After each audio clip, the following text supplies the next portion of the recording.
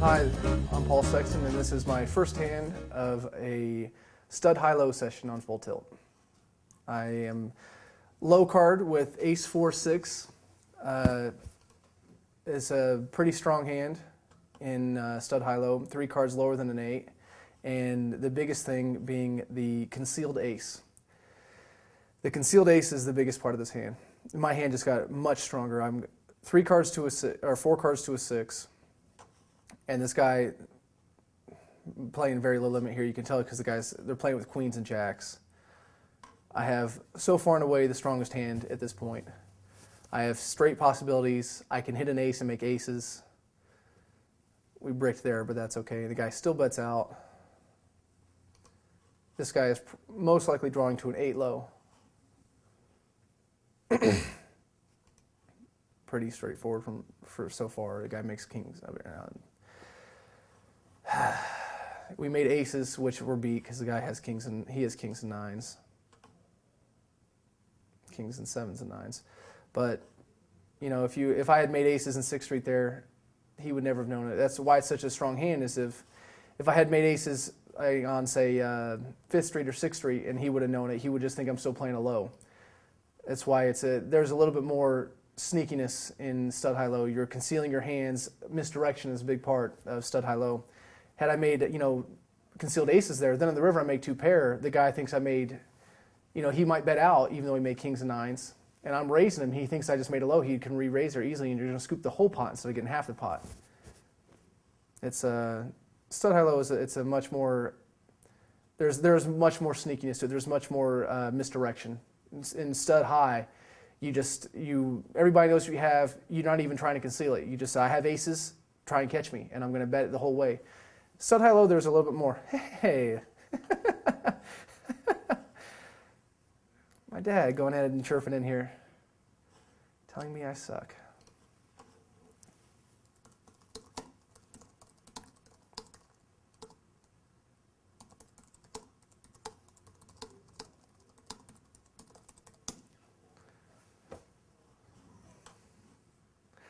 My dad chiming in there saying that I suck, and I responded with, I learned from you. So it doesn't say much for your coaching there, buddy. Now this is a hand right here. This is a hand in stud high low, where in stud this is not a bad hand. Queen jack 10, 3 higher cards, 2 cards to a hearts. I'm sorry, 2 hearts, and it's most of our cards are still alive. The problem is you can't play queen jack 10. You can't play cards. You can't basically you almost have to play stud high low almost like you're playing Raz. Queens are no good, jacks are no good, kings through jacks you got to be very careful with them. You only want to play them late position, and you don't want to go too far with them. You can't get trapped with them, get whipsawed, and lose a ton of bets. Basically, you don't want to play them. You want to play aces and 3 cards lower than an 8. You almost play it like Raz. It's trying to make low straights, low flushes, or just make a low. That's the most common thing you'll see, especially in lower limit stud high low, is you'll see people playing kings and queens thinking their hands like they are in stud high, where you'd be raising them and pushing them very hard. Problem with the stud high low, those are so vulnerable to getting only half the pot. If you do make, say, kings up, you're only going to get half the pot because most times somebody's going to make a low. And on top of that, when somebody starts off with a low, they're going to play ace 4-6. And not only going to make a low half the time, a lot of times they're going to make aces against you. And then they're going to take all of your money. So you're only playing for half the pot to start with, and a lot of times you're not going to win any of it. That's why kings and queens and jacks and 10s and pairs higher than 8s are nowhere near as strong as they are in stud high. My dad started teaching me and Matt, more me to start because I was a little older, how to play poker at a little bit younger age. We used to play, at a home game at first. And when one of the first online sites came out, I think it was a long time ago. It was called the River Highlands or the Highlands or something like that. He started letting us play the real low limit money, and he'd watch us. He'd let us play the whole hand out, and at the end he'd critique us. And that's a big thing to have. Somebody sitting there right behind you telling you where you made your mistakes. You don't have to learn on your own. You don't have to lose a ton of money to learn where your mistakes are. And it's such a huge benefit, such a huge crutch. Anytime you have a question, you just go right to him, say, hey, what am I doing? What am I doing right? What am I doing wrong? What do I need to work on?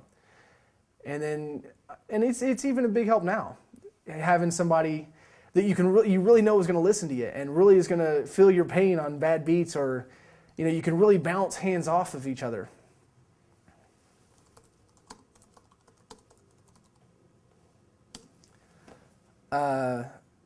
Like when you play the World Series, a lot of times, you get knocked out of a tournament, you wonder yourself, did I play this hand right? Did you play this hand wrong? And sometimes you don't have nobody to talk to about it, have nobody to either tell you played it terribly or tell you played it right.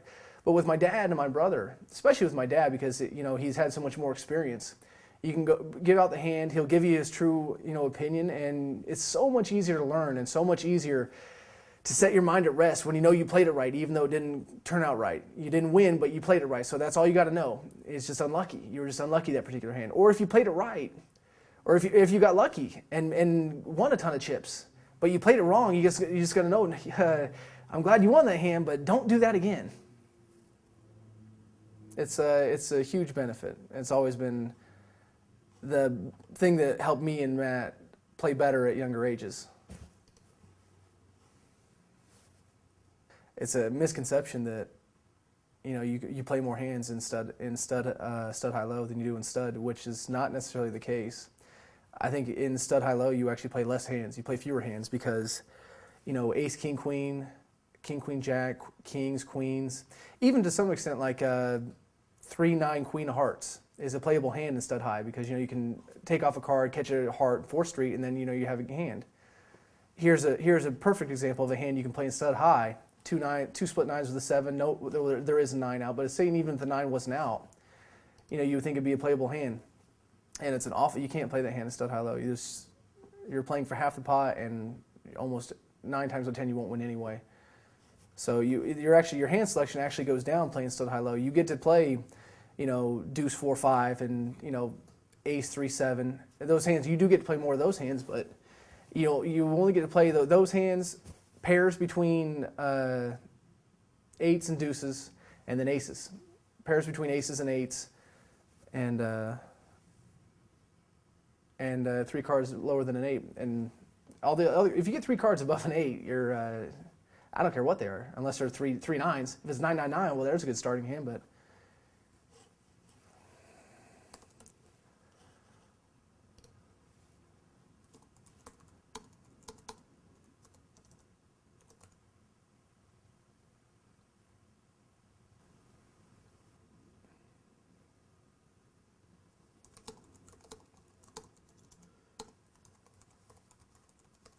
I know I misspelled that. Here's a hand that you would play. This is a very strong hand in stud high low. That's not so much a strong hand in stud high, especially considering there's 2 10s behind me and a queen. So none of my low cards are out. Only my queen of clubs is out, and the deuce. Now, if I'm playing against the deuce, first of all, he's low, so he could have any 3 cards. So I'm likely to beat him on a low. And I'm starting with the 3 clubs here. I have a chance to scoop the pot. Now, he did make open deuces, which is not the good, and he bets out with a 4. But I'm drawing to a low here. I've just made a low, and I made 4 clubs. He has 2 deuces, which he's either representing 2 pair, 3 of a kind, or he did catch a 5, and he bets out again, representing a low. Now, it's iffy between calling and raising here. I'm only going to call because he could be beating my low, and I don't have a high. He's beat me in the high so far. Now I made a pair of 3s, so it's probably likely that I'm going to split this pot with him. With 2 3s, though, I'm going to go ahead and check it. It might be the wrong move here, but he beat me there. He took off a 2-8-5. He made pair of deuces. Speaking of 3 9s. If anybody was watching me play here, if you knew how to play and watch me raise there with a 9, there's only 2 possible hands I could have there. I could have 2 buried aces with a 9 or 3 9s. Those are the only 2 hands I could have playing 9s, 10s, jacks. I just wouldn't play anything else. And this is one of the things, you just don't get cute. You just keep betting and betting, especially since this guy had a jack and a 10 and a king. They're not really drawing to lows. which this is, you just don't get cute. You just bet. If they raise, you re-raise. You don't try to check raise. Don't try to play it cute. I just filled up there. Probably, almost for sure, going to scoop the whole pot.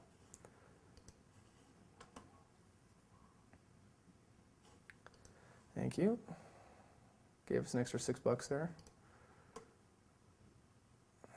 Oh, he made a low somehow. He took over made a king and made a low. Awesome. Let me see here. He took off with 3 cards to low, ace, 6, 7. He caught a king on the turn, which was ugly. But since I took off with a 9, and it's only half a bet, that's not a bad call. On 5th street, he made aces.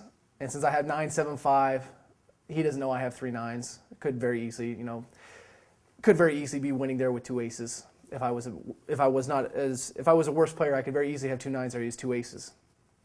So he calls again. On 6th street, he makes 2 aces and a 7 drawing at a 7. I made open 7s. It means his aces aren't quite as live anymore, but his low draw comes into play. So he calls there. I have ace, 6, 5. This is another playable hand. Having an ace up is a very strong position because they don't know what you can have. You can have aces or you can have 3 low cards. In this particular case of a low card, a lot of times you won't get people to call there, which is exactly what happened there. It's too strong of a card. The ace is so far and away the strongest card in stud high-low. If you have it concealed, it helps your hand for high and low, and if you're taking off with an ace high, your hand is completely concealed because they don't know if you're taking with aces or 3 low cards. It's so far and away the strongest card in stud high-low.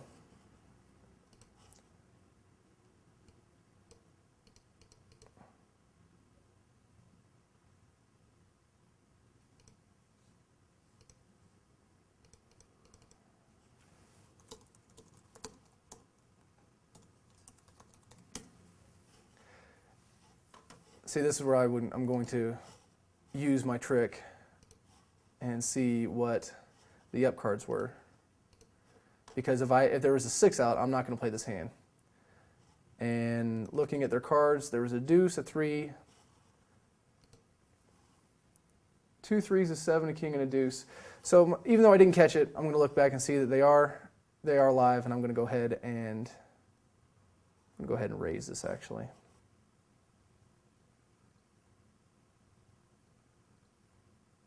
I'm raising with a 6 here because my 2 6s are live. The guy made open 3s here, so that's going to end this hand. And wow, he's going to check it too. So he's definitely playing for low. There was a 3 out, so he's definitely playing for low. I did not catch a very good card, so I'm going to go ahead and check this again. But the reason I raised it was because I have a disguisable hand and a good hand. I have a 6 deuce of clubs with a split 6s with a deuce, and if I continue to catch low cards, then I'm going to make a low. But on the off chance I do catch a 6. Like this guy right here, when he caught an open card and made a 3, even though I bet out, they're not going to be suspecting that I have 3 6s. It's one of those things that's disguisable. They're going to be thinking he paired up, which is actually bad in stud high low if you're drawing for a low. If you're drawing for a low. Now this hand did not turn out very well. I'm not even drawing at anything. I have 2 6s still, so I'm going to fold. But the starting hand was good. 2 6s with a deuce. The guy has a 3 out. They're drawing the lows. I'm going to go ahead and raise. I'm probably in the lead as far as the high. And I still have a chance to low, and it's disguisable. It's a strong hand to start with. But when the guy hit the open 3s and I hit a 10, my hand is degrading big time. And then by the time somebody decides to bet, my hand is garbage. So this hand here, I have one of the strongest hands you can have. I have 2 aces with an ace up. It's one of the things being disguisable. I'm going to be raising here, obviously, and people are going to be thinking that I'm taking off with a low. Or they don't really know what I'm taking off with. That's what makes the hand so strong. This particular case, I'm taking off with 2 aces and a matching deuce of diamonds, which is incredibly strong. And the only hand that I would be an underdog to, I think, would be, like, say, 3 4 5 of clubs, or some matching, whatever you call it, 3 4 5, 2 3 4 of same suited, and 3 of a kind to start rolled up. That's the only thing I'd be an underdog to. Now looking at this guy has a very strong hand here, 3 4 spades. He's drawing to an 8 more than likely. And these guys I'm not worried about because he caught a jack and he's got a king up. So I'm going to go ahead and check to the 3 4. Well, if I had caught any card under an 8, or if I had caught a deuce or a diamond, I would have bet there. But a jack of clubs is a brick, so I'm not going to bet that card. He actually bet with 6-8, which I'm going to go ahead and raise here. I'm going to try to move out this 3-4 spades. With him betting, calling is not a bad idea, but raising here, you're trying to push this guy out. And obviously we didn't. But they both caught bad cards. This guy caught a queen of spades, this guy caught a jack of diamonds. They both caught bad cards. It's questionable here whether or not you bet or check. I think you're going to go ahead and have to make them pay to draw for their low.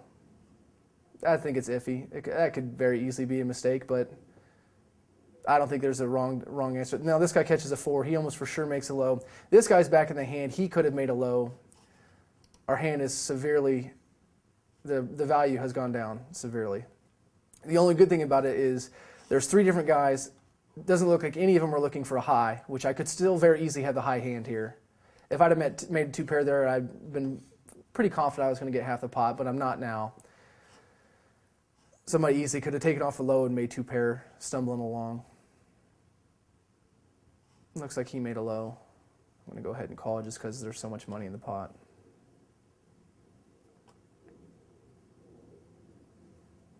This particular time, you're getting like 12 to 1 on your money.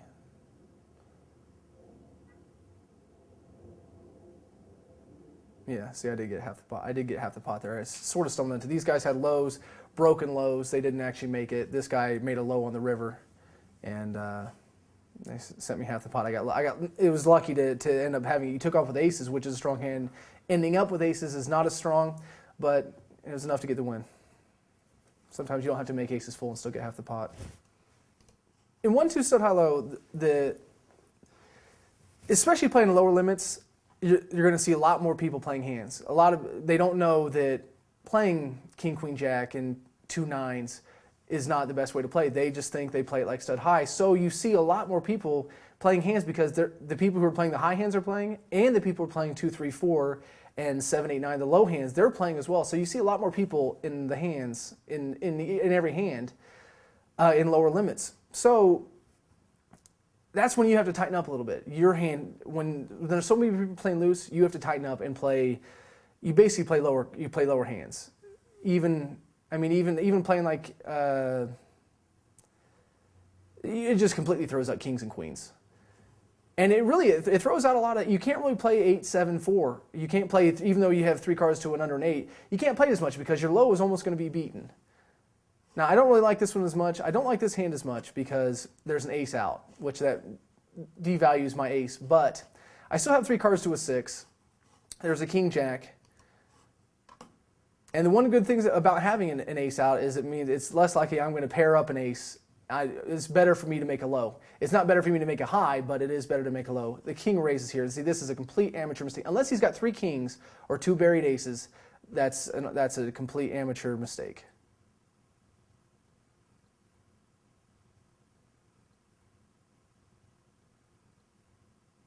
I re-raised because I have 3 cards to a low, pretty strong hand. These guys are probably drawn to a low too, which devalues it a little bit. Now that was a great card I caught right there. I caught 4, 5, 6, 4 cards to a low, and 3 diamonds. It would be very hard for me not to. I would be raised almost every. I can't imagine where I wouldn't raise. But this king here, his hand is so brutal against mine because even if he makes his high and say he makes kings up or whatever, he's playing basically half the pot. And I could have caught that ace right there and made aces. Now his hand is completely drawing dead. Raising with kings is a very bad mistake. This guy did catch 3 hearts here, but since he didn't bet it, I'm assuming he's drawing to an 8. And the guy behind me I think he's drawn to a 7. Now it looks like he made a flush. Now I'm only going to call because he looks like he has a high basically set out. And this guy is still drawing to a 7. Now I have a 6. I have a 6-5 low, which means I think that means I can't be beat right now. So if I can't be beat, then I'm going to just keep raising and raising and raising. And we're hoping this guy he was going to get whipsawed. Which what that means is I have a low made, he has a high made, and he's still drawing to a low. He didn't know that he was drawing dead. He just happened to be drawing dead. And he would get whipsawed, and we'd just be splitting that guy's money. So now I made a pretty strong hand here. If he somehow does not have that flush, I made a wheel. And well, actually, I made a 6 high straight and a wheel for a low. So I had the low locked up 100%, and I could win the high, which is why I'm going to keep raising. And he did have a flush in 5. But, all right, I'm picking up this hand in 4th Street. I took off with 7-3-6. On the turn, I caught an interesting card. I caught a 3 hearts, which makes me 3 hearts. I made a pair of 3s, but it also looks like I could have made 4 cards to a 6, which I didn't, or just 4 low cards in general, which is another thing about being a disguisable hand. Hands in stud high low are much more disguisable than stud high. And even though this guy bets out, and this guy is playing with these kings, he just does not know any better. And this guy almost for sure has 3 cards to a 7. Now, it's debatable whether or not to call right here. I'm just going to call for the sake of, I've already got $2 in the pot. Now I made a 7-5, 7-5, 6-3, drawing to a 7, which could be beat. This guy right here almost for sure has a 7 now, a 7 made. He could have made a pair. He could have made a pair of deuces there, and raising it. I'm still drawing to a 4 here. If I make a 4, I make it straight, and then I would take this guy's pot right here. This guy has these 2 players right here. They're just so much dead money in here. Oh, thank you. These guys, they had so much dead money in there. You have to play. Just because you're getting so much money, even though I think I might be drawing almost dead over here. This guy playing with the king is just... I think he either made kings up or he had 3 kings. I don't know what is going on. And now they're whipsawing me. And I'm going to go ahead and retire because I'm pretty sure this guy has a better 7 than I can even make. The best hand I can make right now is a 7-6-5-3 ace. I'm only drawing to a 4 for the high, which at this point, this guy raising so much, he might have a 7 high straight beat.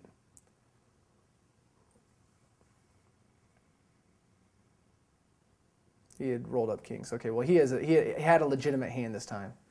I just finished up my session of playing stud high low. I lost $9, but it wasn't because of bad play. It was simply because the lows did not pan out correctly.